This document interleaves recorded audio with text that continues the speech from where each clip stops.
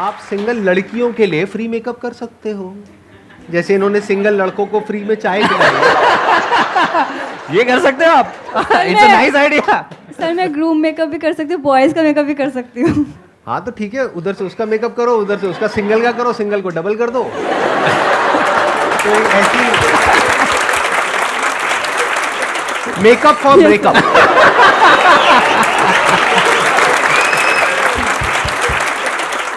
Thank you Akanksha. और Thank you so इन्होंने much, sir. दो बातें बोली हैं, अगर अभी आपने ध्यान से सुनी है, इन्हीं की बातों को मैं आगे एक्सटेंड करूंगा। एक, इन्होंने बोला कि किसी ऐसे इंसान के साथ जुड़ जाओ जो सक्सेसफुल है, बहुत जरूरी है, क्योंकि अगर आप किसी ऐसे इंसान से राय लोगे अपनी फैमिली में, फ्रेंड सर्कल में, ये वो, जिनको मेकअप के बारे में कुछ नहीं पता है, तो वो कुछ भी बोलने लग जाएंगे, बल्कि उसमें से बहुत सारे लोग तो ये बोलेंगे इसमें कुछ नहीं पड़ा है।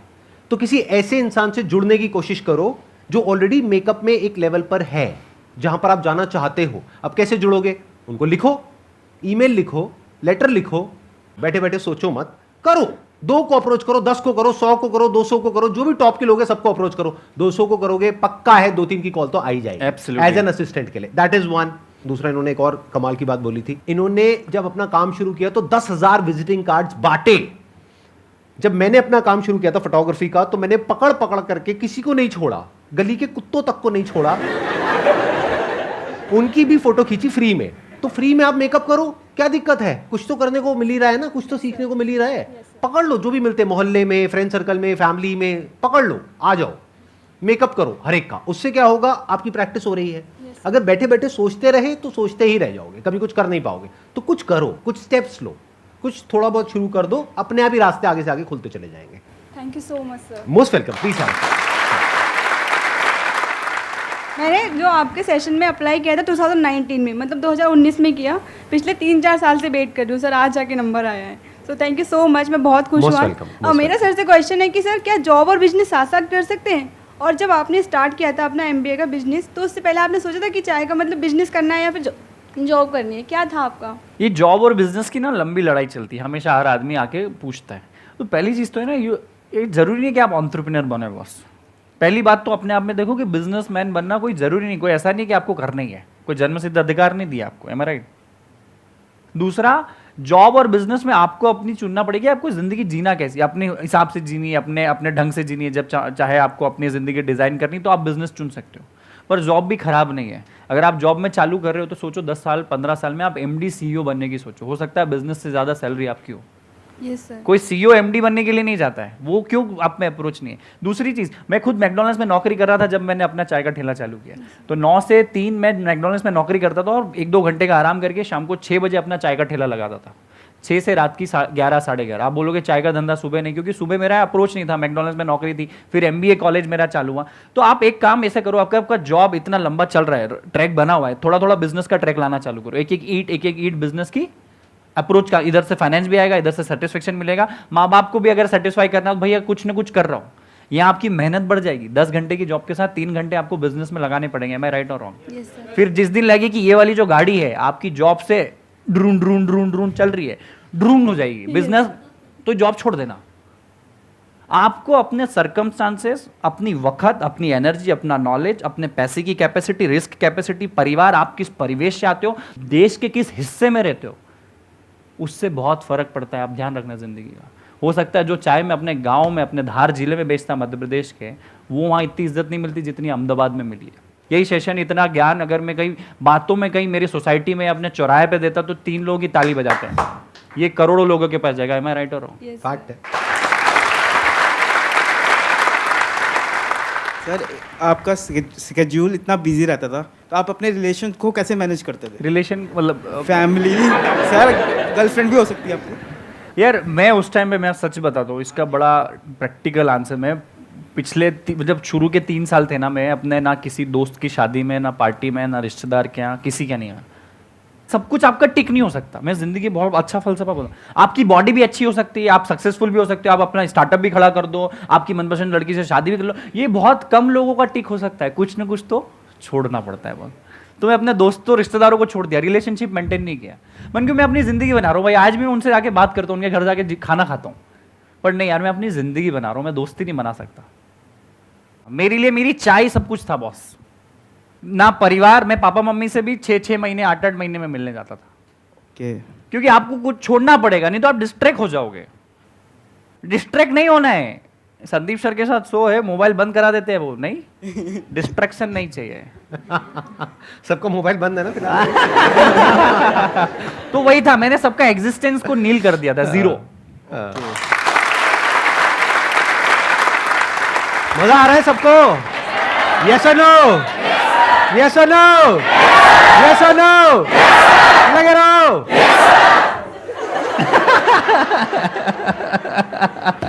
ये बड़ी कमाल की ऑडियंस है, 2-2 साल से 4-4 साल से वेट कर रहे थे यहाँ पे आने का, और अब फाइनली ये लोग यहाँ पर पहुंचे हैं। Thank you, तो आप thank सोच सकते हैं कि एनर्जी लेवल किस लेवल की होगी। आई एम श्योर आपने भी आज से पहले ऐसी एनर्जी नहीं देगी सर, ये एनर्जी अलग ही ये है। तो वो चाय उबलती है, वो बाहर हो रही है। सर मुझे आपसे ये पूछना था कि आप हमेशा से एमबीए चाय मतलब चाय बेचना ही चाहते थे? आप में से कितने लोगों को मैं अगर बोलूं कि आप चाय का ठेला लगाओगे, कितने लोग अभी लगा सकते हैं? हाथ खड़ा करो। झूठ झूठ है। झूठ है सर। ठीक है, मेरा भी ऐसा ही थीम था कि मेरे को भी नहीं लगाना था, मुझे एंटरप्रेन्योर बनना था। मैं फूडी पैशनेट आदमी नहीं हूँ, मुझे खाने की समझ नहीं है। आज भी 5 स्टार होटल में जाता हूँ, रहता हूँ, मुझे ऑर्डर करते नहीं आता। आप समझ रहे हो? मुझे आज भी खाने का समझ नहीं है, दाल रोटी खिचड़ी पनीर की सब्जी के अलावा कोई चौथी चीज़ ऑर्डर नहीं कर सकता। आप समझो, मैं कभी बहुत सारे एंटरप्रेन्योर्स इस दुनिया में आते हैं ना, देश में, जो बेकरी का शॉप, केक का शॉप या चाय का शॉप डालते हैं, वो शायद पैशनेट फूडी होंगे। मुझे बनाने का शौक है, खिलाने का शौक है, तो बनाते। मुझे एंटरप्रेन्योर बनना था। एक मिडिल क्लास परिवार से मैं आता था, तो मेरे पास एंटरप्रेन्योरशिप के बड़े बिजनेस करने के पैसे भी नहीं थे, और अगर पैसे माँ बाप से ले लेता और नुकसान हो जाता तो क्या करता।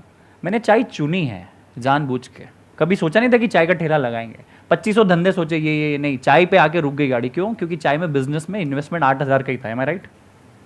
दूसरा, पूरे देश में एक साथ पानी के बाद कोई ज़्यादा सबसे ज़्यादा कंज्यूम करने वाला प्रोडक्ट है, वो है चाय। तमिलनाडु में भी चाय मिल जाएगी, कश्मीर में मिल जाएगी, कन्याकुमारी में मिल जाएगी, कच्छ में भी मिल जाएगी, पर वड़ा पाव पूरे देश में नहीं चलता, आलू का पराठा पूरे देश में नहीं चलता। तो मेरा विजन उस टाइम से कनेक्ट था कि आज भले ही चाय का ठेला चालू करेंगे, पर आज नहीं तो कल दुकानें पूरे देश में होनी चाहिए बॉस। तो वही सवाल का जवाब था कि चाय मेरे को चुनी नहीं।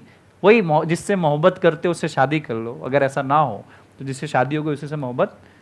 तो मेरी चाय से शादी हो गई। सर आपने एक बात कही कि जिससे शादी करते हैं उससे मोहब्बत कर लो, अगर मोहब्बत वाले शादी ना हो पाए। तो सर आपकी लैंग्वेज में बिजनेस का कुछ पूछना चाहता हूँ।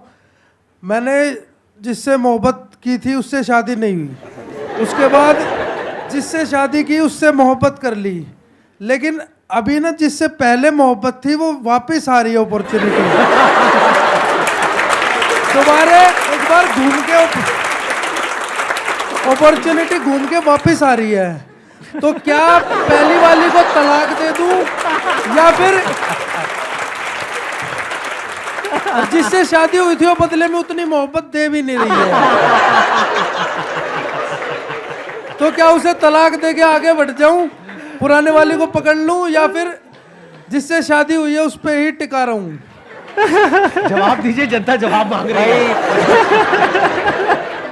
भाई तलाक दे दो यार, तलाक भी है, मतलब ये तो कोर्ट मतलब लीगल है ना तलाक भी, तो तुम तो दे ही दो बॉस, क्योंकि जिंदगी पूरी पड़ी हुई है। तलाक दे के शांति पकड़ो और अपने काम पे पुराने हाँ, क्योंकि सर वो वापस आ गई है और कह रही है कि आजा के साथ। जितना तुम बात कर रहे हो, तुम भी जाना चाहते हो वहां पे।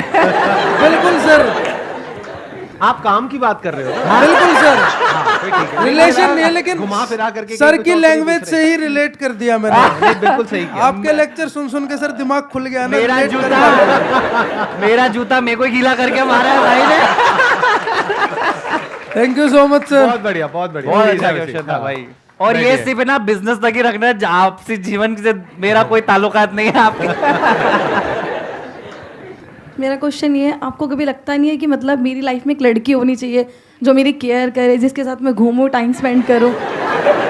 यार होना तो चाहिए, और है भी।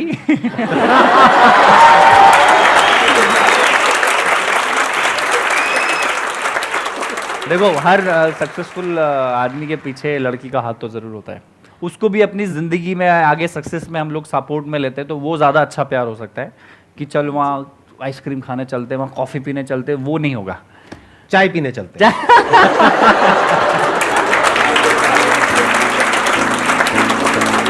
आपके लिए एक छोटा सा टोकन ऑफ एप्रिसिएशन है, एक गिफ्ट है हमारी पूरी फैमिली की तरफ से, हमारी पूरी टीम की तरफ से। Thank you so much for coming.